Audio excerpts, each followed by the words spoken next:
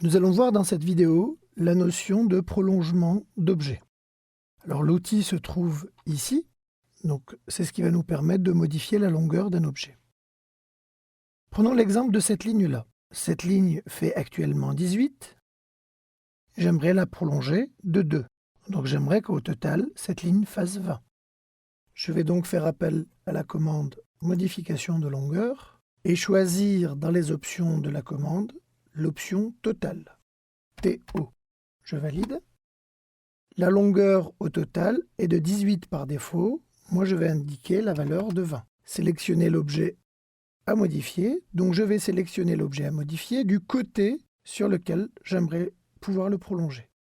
Alors, la fonction ou la commande reste activée. Je peux procéder de la même manière pour ce côté-là. Nous allons voir aussi la commande modifier la longueur, mais avec une autre option. Je vais donc décider de modifier la longueur de cette ligne-là, mais en prenant cette fois-ci le pourcentage. Je vais donc taper P pour pourcentage, et je vais taper la valeur 110%. Pourquoi 110? Ma ligne fait actuellement 18, j'aimerais qu'elle fasse 20, donc je vais augmenter sa dimension de 110%.